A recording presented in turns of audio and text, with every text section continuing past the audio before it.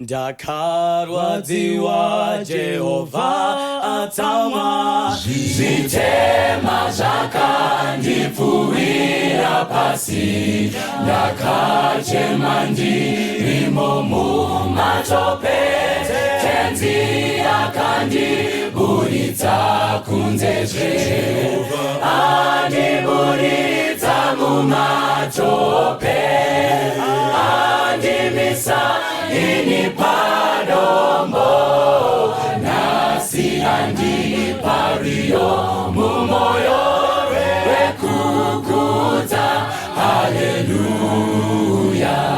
Andimisa padombo pedyo naye, matiko angu asimbiswa pano, andizomboputsiki ndiri pano, ndomirira ndizopfeka chiremba, andiburitsa mumatope, andimisa ini padombo, nasi andipariyo mumoyo wekukudza, haleluya.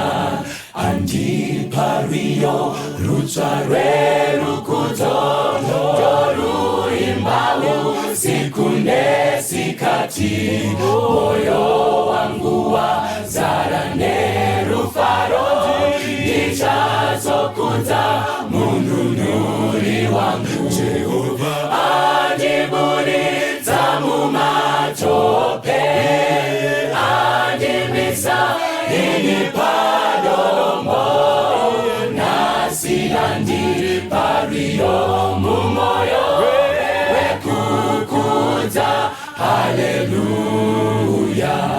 Ndichaimba tsitsi dzake kuneni, nekunaka kwake kune vese, ndichazoimba ruponeso kwese, dakara vese vasimbire Mwari. Jehova andiburitsa mumatope, andimisa ini padombo, nasi andipariyo mumoyo wekukudza, haleluya.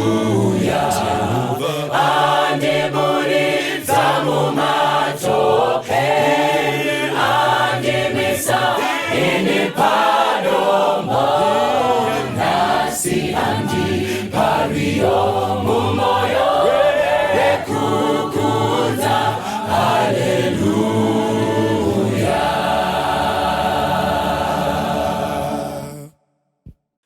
Uyamweya wakachena mundikomborerei, kuti moyo wangu ucha kukudza nguva dzese, ndidzidzise kukuda, kuziva zvakanaka, zvechikariro chembiri chinondipa kufara, ndauya kune mitenzi munozondibatsira, ndinosimbira kunemi, mundisvitse kumusha.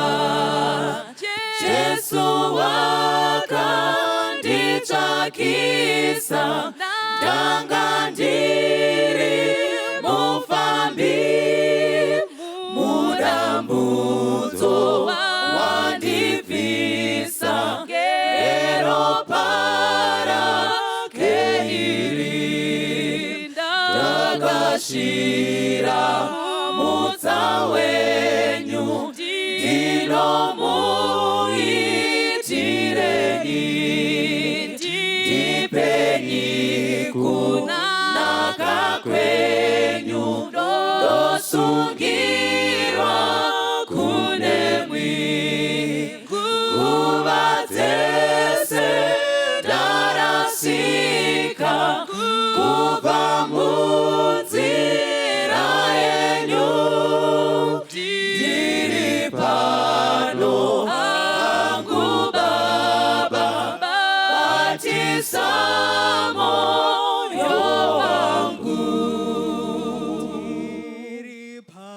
Hangu Baba, batiza moyo wangu. Jeremiah 29 verse ya 11 kusvika pavhesi ya 14 ndo patichatora ndima ichatitungamirira mukati meidzo chedu chenguva ino. Jeremiah 29 verse 11 kusvika pavhesi ya 14. Nokuti ndinoziva ndangariro dzandinorangarira pamusoro penyu, ndizvo zvinotaura Jehovha, ndangariro dzerugare, dzisati dziri dzezvakaipa, kuti ndikupei mugumo une tariro. Muchadana kwandiri, muchandonyengetera kwandiri, neni ndichakunzwai. Muchanditsvaka mukandiwana, kana muchinditsvaka nemwoyo wenyu wese. Ndichawanikwa nemi, ndizvo zvinotaura Jehovha. Ndichakudzosai pakutapwa kwenyu, nokukuunganidzai kumarudzi ose, nokunzvimbo dzose kwandakanga ndakakudzingirai, ndizvo zvinotaura Jehovha. Ndichakudzoseraizve panzvimbo kwandakanga ndakutapisai. Mwari awedzere chikomborero pakuerengwa kweshoko rake. Ngatinamatei. Ishe, tawana mukana watapiwa nemi kuti tarise soko renyu panguva ino. Tinokumbira chipo chekududzira, chipo chekuteerera nechipo chekutendeuka. Ngandidzikisirwe, imusimudzirwe naJesu tanamata. Amen. Now musoro shoko atida kutaura pamusoro pawo pazuva ranhasi ndekuti zvichaita. Now Jeremiah 29 iri kunyorwa musure menguva inorwadza kwazvo kuvana vaIsraeri. Regai nditi kuJudha, apo Judha yakatorwa naNebhukadhineza, vakaendeswa kunyika yevatorwa, vakaendwa navo kuBhabhironi. Saka Jeremiah kuburikidza nevanyori vake unotaurwa naye naMwari kuti anyore tsamba achinyorera vatapwa vakanga vari mukati menyika yeutapwa. Saka Jeremiah 29 itsamba iri kunyorerwa vanhu vasiri kumusha kwavo, vanhu vari diaspora, vakaenda diaspora kwete nemabasa, asi vakaenda nekuda kwokutapwa, vari vasungwa vehondo. Vamwe vakanga vachisevenza muminda yemizambiringa, vamwe vakanga vachisevenza mumapurasi vachifudza ng'ombe nekufidha nguruve, vamwe vakanga vachisevenza mudzimba dzemadzimambo, vamwe vakanga vachifondoka vachikanya zvitina nokuti yanga iri nzvimbo yakanga ichivakwa, vamwe vakanga vachifondotswa vachirima minda namavoko. Saka Jeremiah 29 iri kuuya semashoko enyaradzo kuvanhu vakaremerwa vari munguva yakaoma. Rega nditi panguva ino Jehovha ane shoko reumwe neumwe panguva yaari kusangana nezvaari kusangana nazvo. Tiri kusangana nezvinhu zvakawanda-wanda mukati meupenyu, zvimwe zvinorwadza mwoyo. Kana pane chinhu chakanga chidzikisira muJudha, ndikutaura muHebheru, ndechekuti abatisiwe tsvina dzenguruve. Kana pane chinhu chairwadza muJudha, ndechekuti ashandiswe muminda yevanhu vasina kudzingiswa. Kana waida kudzikisira muJudha, kumuisa pasi pomwe munhu kuti ave muranda wake, nokuti vaihwisisa kuti Mwari wavo ndiMwari wamasimba ose. But nekuda kwokuvhiringana kwavakaita naJehovha, vakatakugwa vakaendwa navo. Nebhukadhineza akatsika nemazibhutsu ake even muimba tsvene-tsvene, akapinda muimba yaMwari. Zviri pachena kuti kana tavhiringana naMwari, kana takonana naJehovha, tikatadza kumira pamhiko dzake, tichaendeswa diaspora. Handirevi kuendeswa vanhu vachinofamba vachinoshanda, but ndiri kureva kuenda kunyika isina waamai, nokuti unenge watakura mitoro inenge yapiwa naDhiabhorosi. Regai ndipe kuti mangwanani ano unodaro wakatakurwa nemasituations, ukaendwa newe kure, vamwe vari pamba pavo but vari kure nekuda kumasituations eupenyu. They are very far, vari mhiri kwomakungwa. But there's good news. Jehovha ari kuti ndiri kukufunga. Takararama mukati menyika yevanhu vanotaura kuti vanotifunga. Ndiri kurangarira makore edu tichanyora dzitsamba, tinyorera vasikana. Uchanyogwa tsamba here? Mwangonyora mameseji ka? Tainyora dzitsamba dzichipostwa. Yekuti tsamba kaneyo ishino postman achisvika pagedhe, munhu achinotora tsamba yake achizarura, anoona pachinyogwa chirungu chakanaka. I remember vadzimai vangu vachiti wairi kunyora chirungu chakanaka. Nanhasi nchiri kuchinyora, but mazuva acho zvaipisa because yakanga ari mazuva etsamba. Munoziva here kuti mutsamba unogona kutaura kuti handina kuvata, ndichikufunga. Asi uzokangamwazve kuti wakamboti good night last night pamakanga makundorara, ende wamuka une mbovha kureva kuti wakavata. Reka ndikutaure, pane vanhu vanoti vanokufunga, handisi kuti havakufunge, but pane pamwe pavanokufunga pamwe vachimira. But kana Jehovha akati ndikukufunga, zvinoreva kuti wave maplans aMwari. Kana Jehovha akati ndiri kukurangarira, ndiri kukuziva, handisi kuwana hope in the context yavanhu nekuda kwokukufunga, zvinoreva kuti wafungwa. Ungangofungwa nehama dzako, neshamwari dzako, nemurume wako une mhanza yakanaka, but kana wafungwa naJehovha, wafungwa.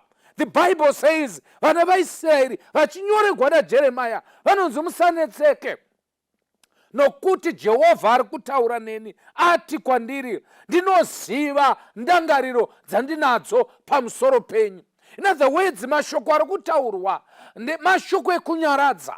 Apo vana vaIsraeri vakanga vakunetseka vachiti why us, ngenyi Mwari arega. Unoziva kuti zvinorwadza kuti uchinyatsa kuziva kuti mukoma wangu kana kuti dhedhi vangu vanotorova munhu uyu ari kundirova. Zvinorwadza unyatsa kuziva kuti munhu uyu haana simba pamusoro padhedhi vangu kana pabhudhi vangu, but vangokurega.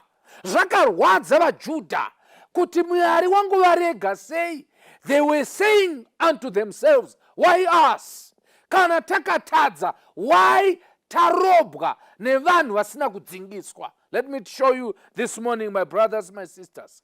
Kana tikakonana naMwari, Jehovha uchatuma kunyange vakaipa kutidarika kuti vatitore vatiendese kure. Unogona wakaisiwa kure nehama dzako nyange uchigara mumba. Unogona wakaisiwa kure maybe nekuda kwezvawakasangana nazvo muupenyu, but mangwanani ano pane nhau dzakanaka. Jehovha ari kukufunga. Why? Because ataura akati ndinoziva, iwo una chauri kuziva. Munodaro muchiti Mwari watirasa, Mwari watiseka, sekunzwa wakanoita umwe achitaura. But the Bible says ndiri kuziva ndangariro dzandinadzo pamusoro penyu. Mashoko aya akambotaurwa zvakare kubhuku raMapisarema, Tsauko 50 verse 5. Jehovha Mwari wangu, mabasa enyu anoshamisa amakaita mazhinji, nemifungo yenyu kwatiri hapana angaenzaniswa nemi. Kana ndikada kuzvidudzira nokuzvireva, handingazviverengi nokuwanda kwazvo. This is Mapisarema 40 verse 5. Rega ndiverenge 139 dzaMapisarema verse 17 kungowanza nyaya idzi dziri mushoko raMwari. Mirangariro yenyu Mwari inodikanwa sei neni, yakakura sei pakuverengwa kwayo. Kana ndikaiverenga ingapfuura jecha pakuwanda, kana ndichipepuka ndichinemi. Hallelujah. Mwari anotifunga.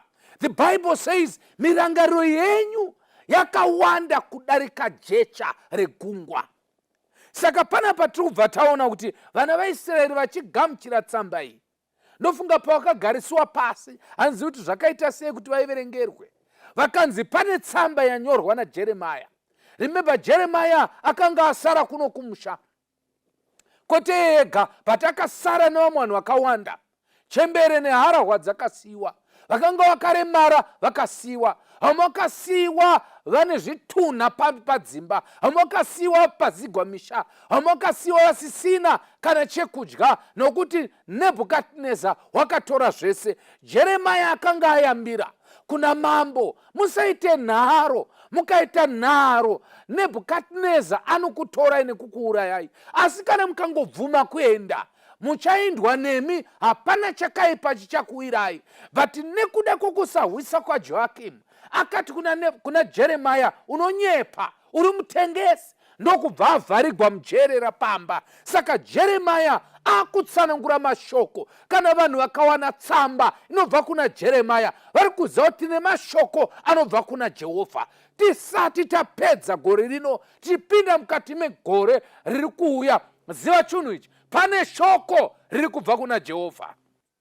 Shoko randinaro harisi remunhu ba, ishoko raJehovha. There's a message not from your brother, not from your mother, kana kubva kumusikana wako kana mukomana wako. There's a message from Jehovah. Shoko raMwari mushonga kuna vanenge vari mukati mematambudziko. Mukacheka mupfungwa dzataurwa naJeremia panapa, pane mashoko anokwana kuita matatu andoda kushare nemi ataurwa naJeremia.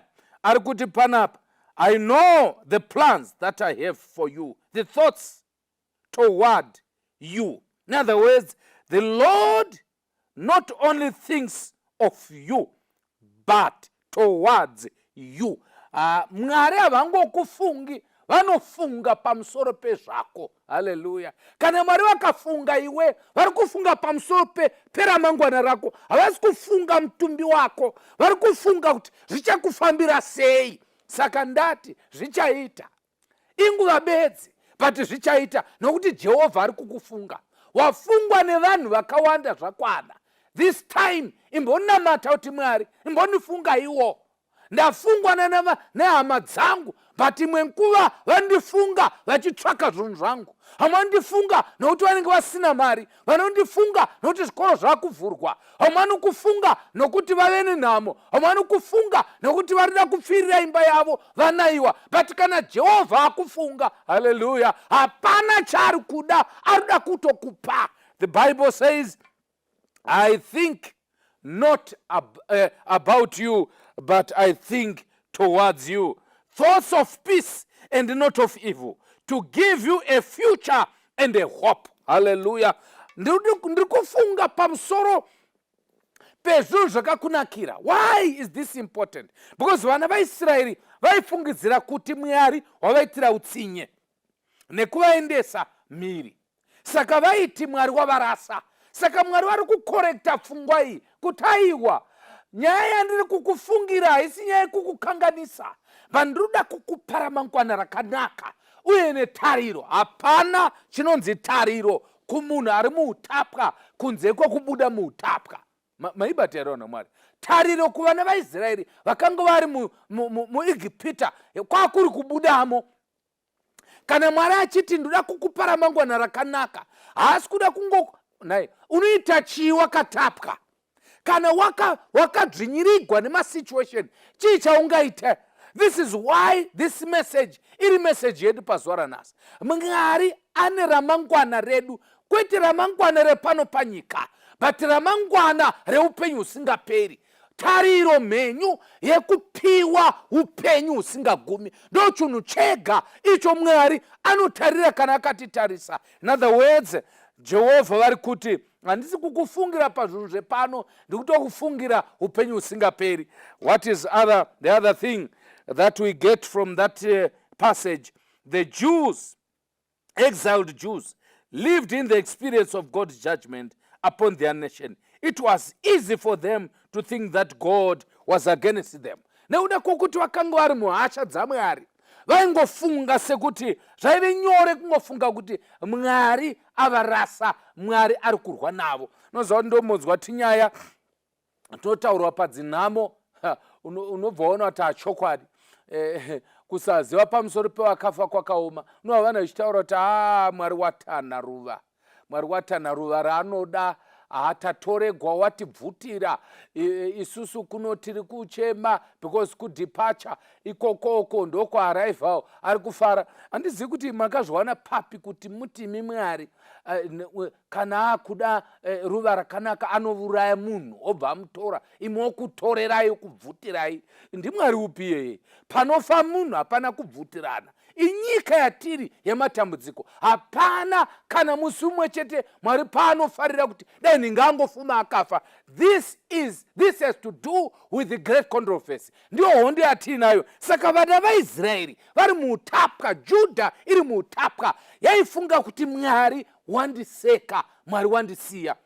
Asi panotaugwa good news. Panonzi aiwa ndiri kukufungai, ndotori neramangwana ndakakurongerai, uye ndine tariro yandoda kukupai. Nozopa nekambo kandofarira kwazvo kanoimbwa nedzimwe shamwari dzedu dzemakristu, kanotaura mashoko anoti munoziva kusasimba kwangu. Ndoimba ndichagona kukaimba kana ndakakoniwa mundibatsira. Munoziva kusasimba kwangu, ndinotya kurasika, asi imi muri simba rangu, ndava wenyu chose. Munoziva kusasimba kwangu, ndotya kurasika, asi imi muri simba rangu, ndava wenyu chose. Ndoda Mwari muyamuri, muri wangu, ndakatengwa neropa raIshe, ndava wenyu chose. What a powerful song. Imi munoziva kusasimba kwangu, imi munoziva utera hwangu. Pacho chandinodisa ndechekuti hakuna umwe ndinoziva kuti imi ndimi simba rangu. Handina chimwe chinhu chandinotya, nokuti makanditenga neropa renyu, ndava wenyu chose. In other words, this morning I have good news. Kana wanga wakapakwa pane imwe nzvimbo naDiabolos, akakuendesa diaspora yeupenyu naDiabolos, akakutora akakubvisa murufaro nehama dzako, akakupaka mune imwe nzvimbo, mune imwe kona yeupenyu, rega ndikutaurire, Jehovha anoziva, ari kufunga pamusoro pezvakanaka pamusoro pako. It's just a matter of time. Zvichaita, hama yangu, tenda kuna Jehovha, vimba neMwari. Why did Jeremiah write about say Jeremiah akataura about hope and a future? Now, hope and a future, in that word, the literal word that is there, right? It is hope plus future. In other words, hope here, the future iri kutaura an end. So we are saying end plus hope, which is a hopeful end. Kura kuti magumo acho, magumo ane tariro. Pane kumwe kuguma kunorwadza muupenyu, kuti munhu akasevenza nguva yakareba achiti maybe ndapedza chikoro ndichazoshanda ndokhora mari todya, but vamwe vakapedza chikoro vakafa vasina kugraduata. Hakuzoguma kwakanaka, asi zvanga achitarisira. Vamwe vakachata iro gore rino, vamwe vachicelebrata anniversary, ivo vari kutaura pamusoro pedivorce. Haasi magumo vakanga vachida iwawa. Pane magumo asiri magumo akanaka, but this one is a hopeful end. Magumo ane tariro. Kana pane chinhu chinodiwa nemunhu wese, kuguma upenyu hwake on a higher level, kuti dai ndangosvikawo apo. Rega ndikutaura munhu waMwari, kungokoniwa bedzi, but munhu wese ane shungu dzekuti upenyu hwake hunge huri naniwo kudarika paari. Hapana munhu ada kuramba ari palevel yaari. Kana usina Jehovha, hakuna kure kwaunoenda. Because 4 verse ya 13 yavaFiripi inoti kuti ndingaite zvese naJesu unondipa simba. Jeremiah anoti, ndiri kuziva, usambonetseka zvako. I know. Unoziva kuti kana munhu mukuru akati ndiri kuziva, okuti ndemamada akanzi ndiri kuziva, it means ari kuti ziso rangu rakakutarisa. Hallelujah.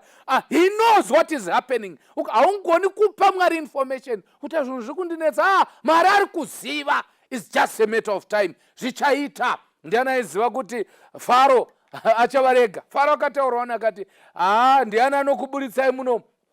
Ndimwari upiye achitaura navakomana vanaAroni ana Moses, kanzi hatisii kana hwanda muno, kanzi hazviitiki izvozvo. But ndiani aiziva kuti Faro aizosara pagungwa dzvuku? Kana Jehovha vachinge vataura, zvose zvinokunetsa muupenyu, nyange zvakaoma mwoyo saFaro, zvichapera. nokuti Jehovha uchazviita. Mwari pachake ndiye anaro ramangwana rako. Haikuna kuisa ramangwana rako muruoko rwemunhu.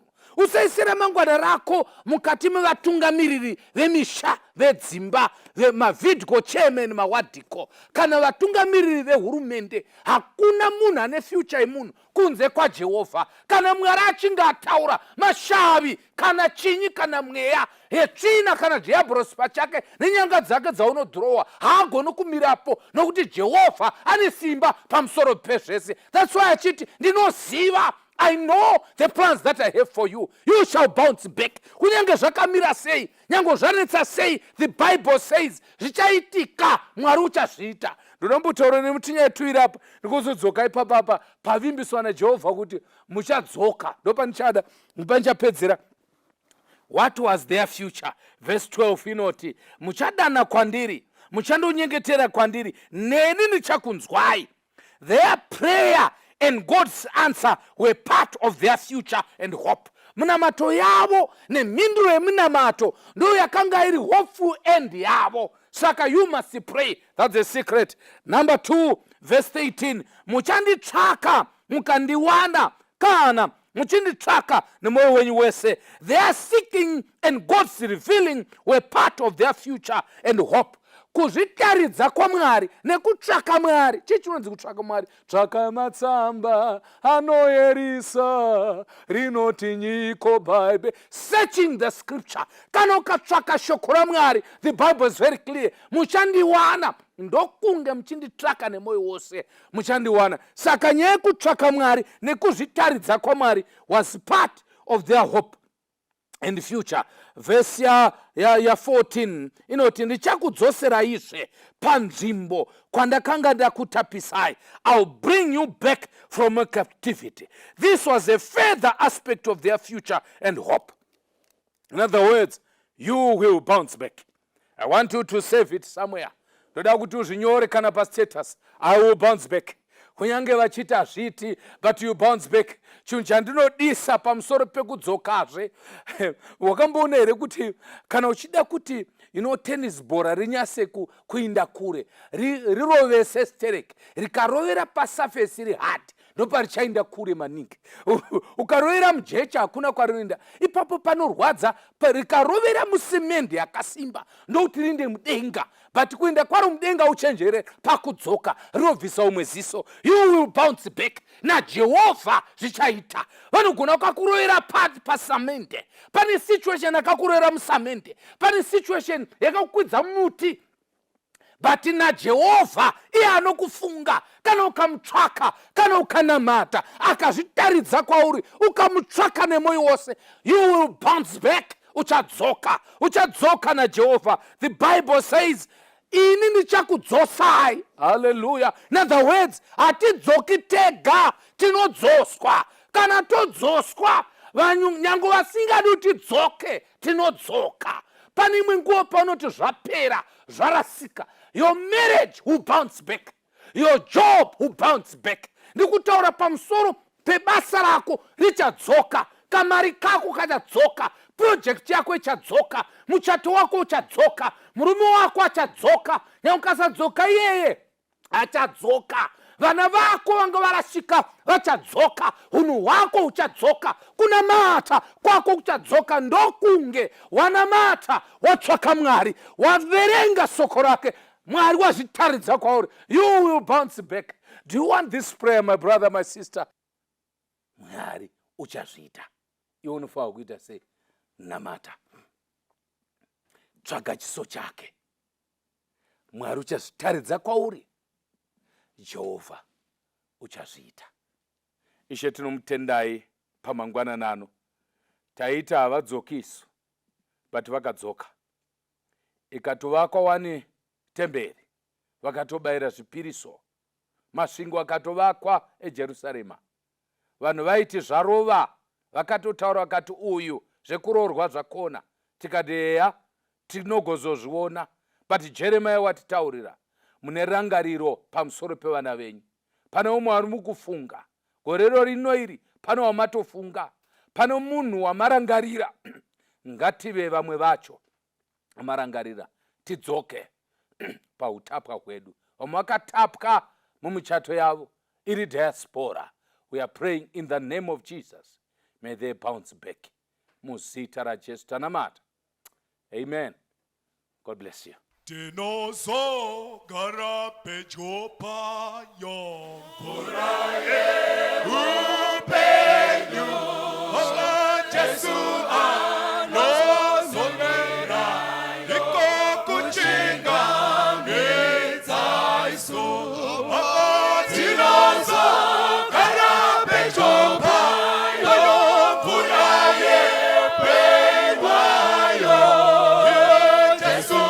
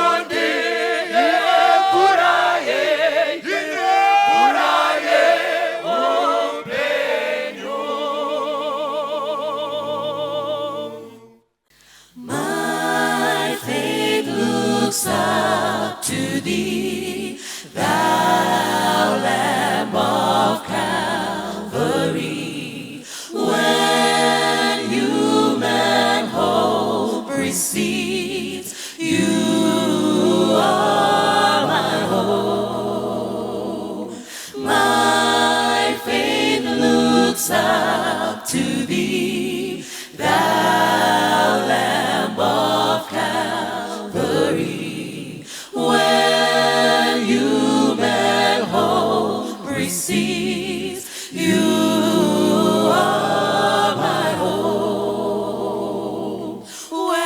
When sorrows loom on me, helpless I cling to thee. Help thou my unbelief, remain my hope, even when I have set my eyes on high.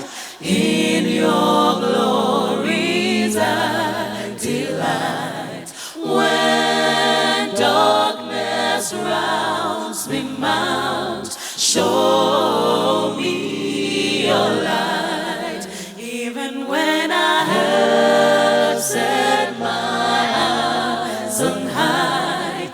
In your glories I delight. When darkness rounds me mount, show